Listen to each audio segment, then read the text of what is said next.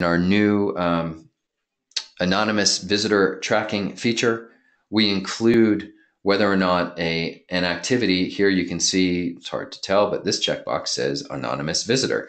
And so these were the visits that preceded someone becoming known within your Salesforce account. And the data that we collect for both anonymous visitor tracking and going forward for our standard engagement tracking, as long as you have the anonymous visitor component, will be where did someone come from? Was it anonymous or not? How long was somebody on the web page? As well as what was their browser and operating system. So you can begin to tell, are people coming more and more via mobile? Or are they really submitting their forms on the desktop?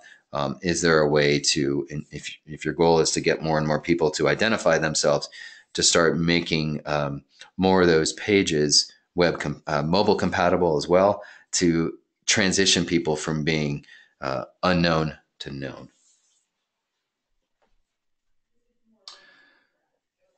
And those are all part of our new pricing as well, which again, we will have the pricing page online shortly. But we're going to have two different ways that you can do your pricing, either through a contact plan or an email plan. So for those of you who have a good understanding of what your monthly or yearly emails are, you can use the standard email plan that you probably are on now. Or if you just want to say, I want to send to 10,000 contacts each month, you can go with a contact plan. And the pricing is different based on that. And then the existing professional editions, you're now going to become standard editions, same pricing.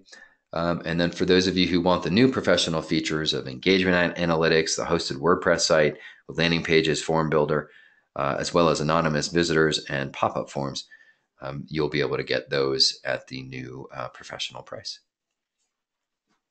501c3 nonprofits still get your 30% off. Okay, does anybody have any questions?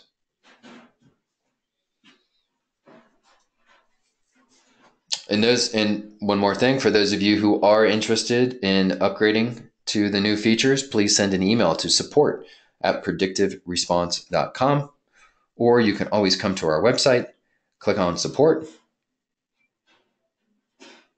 and submit a support ticket here. And we'll get it through there as well. And then we'll get you upgraded as soon as possible.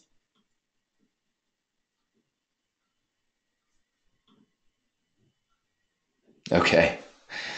Rachel, glad you could make it and glad I could fill you in. I don't know when you arrived exactly, but hopefully that helps explain some of the information. The other piece at the end that you may have missed were the business units.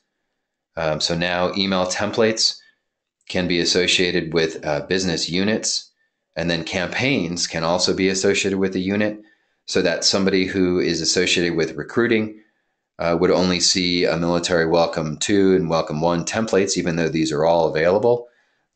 Someone in that business unit would see a limited subset of data, of template data.